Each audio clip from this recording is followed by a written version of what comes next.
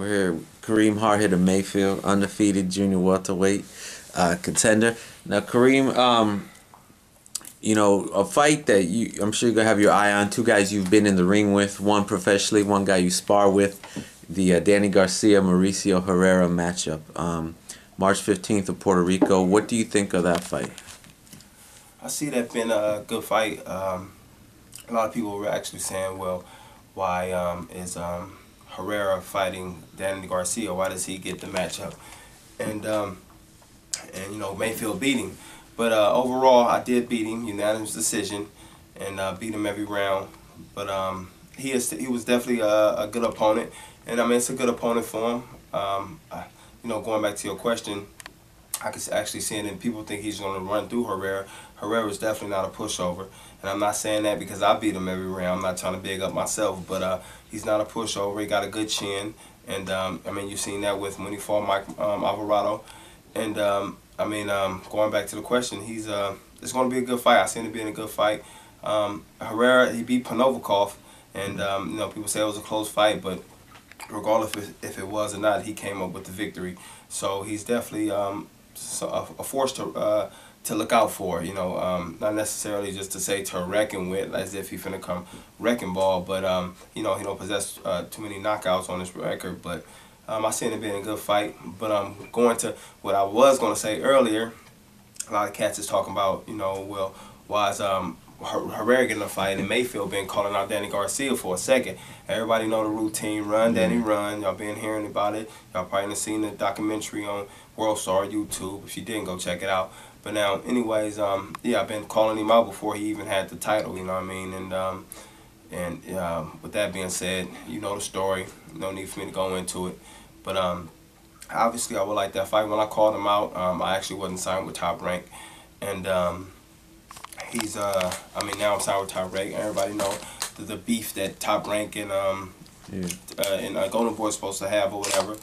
And if you don't, they basically kind of they fighting. So with that being said, the they fighters won't be able to fight the Golden Boy fighter. So he's the Golden Boy fighter. I'm a Top Rank fighter. So it looks like that might not possibly happen. Hopefully we can bridge that gap somewhere down the line. Cause it's definitely a lot of guys on their roster I like to knock out. And you know, but as for now, you know, Mauricio Herrera was able to get that fight, and like I said, I think it'll be a good fight. Okay, being, you know, you had a history with Danny as far as sparring him. Like, how did that, you know, if you could kind of quickly kind of summarize that up. When did you first know this guy, spar with him a little bit? Cool. Well, yeah, Al Heyman's assistant called me, and you know, they told me that they wanted to, they was looking for some work for Danny Garcia. What was crazy about it, I'm like, hold on, they want work for Danny Garcia? I just called this dude out on YouTube, you know, made a song, you know what I mean, a video, me in the hood, and, you know, talking about him, whatever, Google it.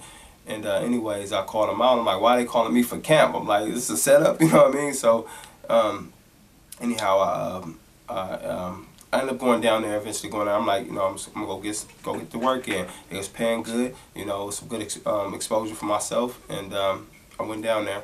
And you know, I'm not gonna even make it seem like I just was beating up dude from post to post, you know what I mean? Because he's a world-class fighter, and you know, that'll be putting 2 on a 10. But then again, I do have something to put on the 10, you know what I mean? But and I did very well against him. I'm assuming that they wanted to see what fighters was looking like, you know, because they've had world-class guys in his camp. A couple of camps ago, he had like all top 10 guys. So I'm assuming they kind of pick and choose and see, oh, okay, he might be a problem in a few years down the line, in a year down the line. So we ain't want to fight this dude, or we look better against this style. So anyhow, cause I asked the boy Angel Garcia, Pops, y'all know Pops is the question. As soon as I get in the car, they pick me up from the airport. I'm like, you know, because I'm feeling some type of way, really, because I'm thinking, oh, I just called this dude out, you know what I mean? I'm out in Philly with this dude, I'm like, in my, you know, the territory. But, you know, it was Al Heyman folks that called, so I'm like, I knew it was going to be professional, you know what I mean?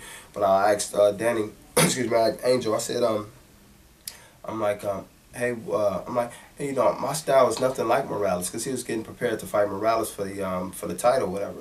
I'm like, well, how come you guys called me in, you know, for work? Like, you know what I mean? So he's just like, well, Al Heyman thought that you was a good fighter and that, you would be good for the camp. I'm like, well, our styles is, not similar. And he was like, well, really he just wanted competition, just different, basically high competition work. It wasn't about a style or a different way.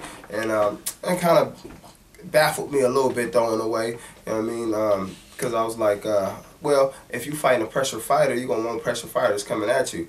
If you're fighting a counter puncher, you're going to want a counter puncher, whether if his competitive levels or not. You do want to be able to simulate or mimic what's going on, with the other fighter.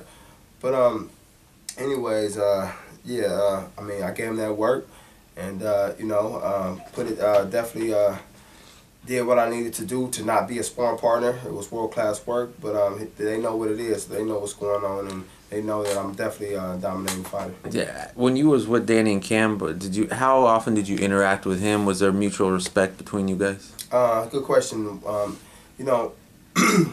was I'm not a groupie type guy, and then again, I'm not the type of guy that's gonna act like I don't recognize who you may be, you know what I mean? I'm not gonna act like, oh, I'm not a groupie, I ain't saying nothing, so I went to be cordial, with them. How you doing, man? I see, no, I don't know, honestly, how you doing? I actually first it started off, they was talking about an older fight or something, and then I had some input on it. I threw my words in, and then we kind of, that kind of broke the ice or whatever.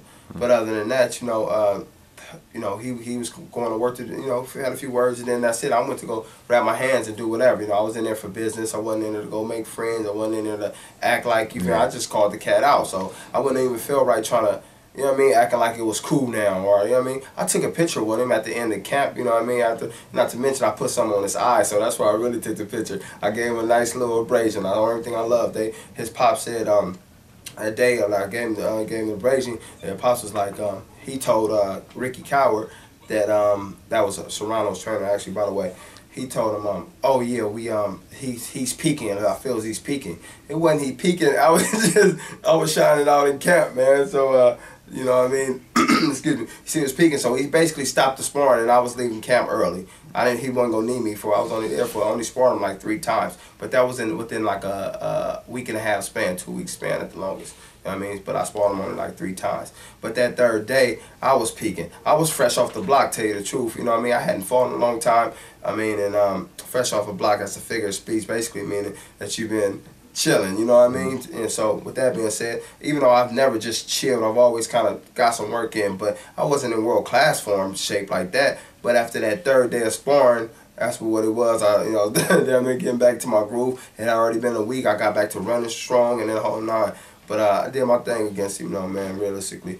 And going back to your question, it was business. It was business. So I wasn't trying to talk to him, and he just wasn't trying to talk to me. Okay. What did you notice about Danny in camp? Like, not when he was sparring you, but maybe when he was training, sparring other guys. Is there anything that caught your eye to where you said, this dude could be a future champ, one of the top guys in the game? Yeah, I definitely knew he could be one of the top guys in the game.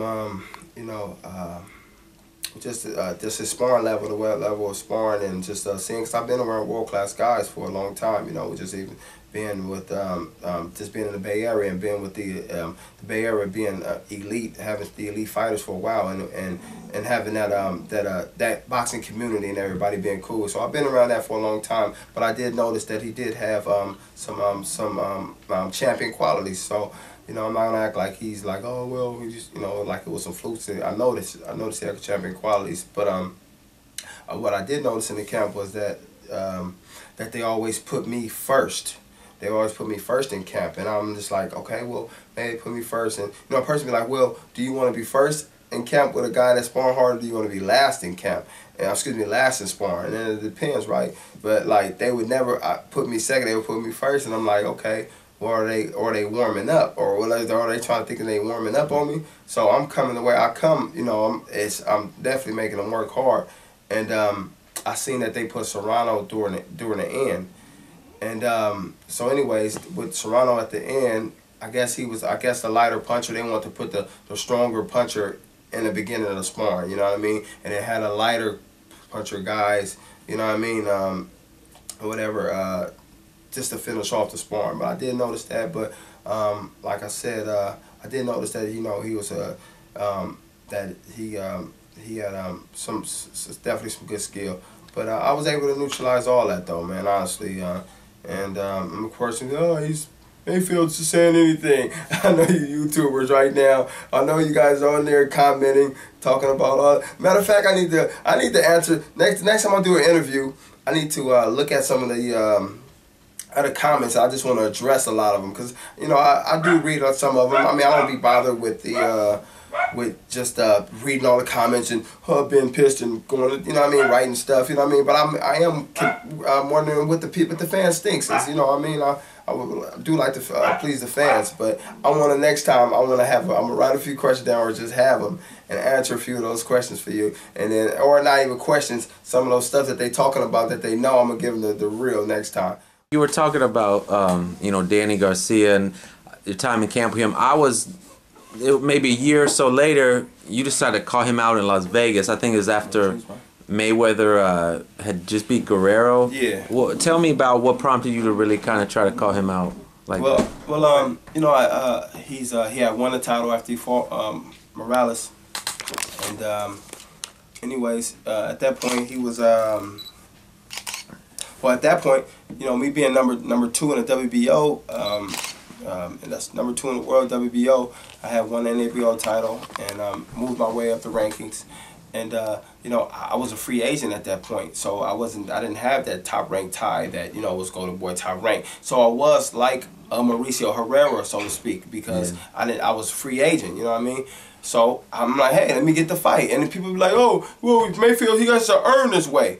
Okay, how did Herrera earn his way? He just, he took 2 losses. He lost to Mayfield. He lost to Mike Alvarado. How is he in a position to earn his way? Come on, man. We know that's BS for you to say that because I just whooped Herrera, and people, the fans been looking for Mayfield, didn't run, and we ain't got it. So obviously, what is that telling you? When you confronted him in Vegas, okay, yes, like what was that whole scene like? Because it became a scene there, in that little press room. Oh yeah, what that was, well, okay, but going back to what I was saying was that I was being number 2 in the world. I feel like I had top rank. I wasn't with top rank at that time, free agent. And I'm like, hey, let me see what it do. They kind of like, I felt like I was in a position. And not only that, I had, with only 18 fights. You look at my record. I had 6 undefeated guys on my record at 18-0. You know what I mean? And then you go back to like a lot of these dudes' records, and they ain't fought nobody undefeated. You know what I mean? They're like, who has Mayfield fought? Man, going in there, I went in there with the promoters, fighters, and everything. You know what I mean? So with that being said, I fought some good guys early on. You know what I mean? I've been here. Mayfield has an old school record. Like basically, like his record is not with guys that's 2-35 or 2-60. You know what I mean? Stuff get crazy. You look at go back to their record, go to a lot of these dudes' record, and then go to Mayfield record. You see Mayfield been fighting dudes. You know what I mean? Look at the dates, look at the venues. I've been fighting. Do your research. Look, I've been going to their hometowns and whooping these dudes, taking fights because I didn't have no I wasn't fighting after a while. I had no big promoter or whatever, and getting late notice. But yeah, so I felt that I had the goods to be able to call them out, and not only the goods with the rankings, but the goods as in with the fighting and sparring, because like I said, I seen my style was definitely if I could use the word compatible to beating his or compatible to his. Okay, now Danny, he's gonna fight Herrera. I mean, how do you see that fight playing out? I see it. I can see Herrera making it tough. Man, they giving Herrera a shot. Herrera's a good fighter, man. Trust that. Like I said, I'm not saying that because I beat him up every round, but he was a good fighter, and I can see him bringing it to Danny, though. I can see him bringing it because he ain't gonna try to sit out there with Danny. And if you go back to the Panovikov fight, and then you go back to the Mike Alvarado fight, he was going with Alvarado. You know what I mean? It was a war, and he's willing to war. And if Danny really don't, and then Herrera can he'll war, but he also boxed too. So I can see it being a good fight though. Actually, people say I'm not gonna watch that fight. I'm gonna tune in. You know what I mean?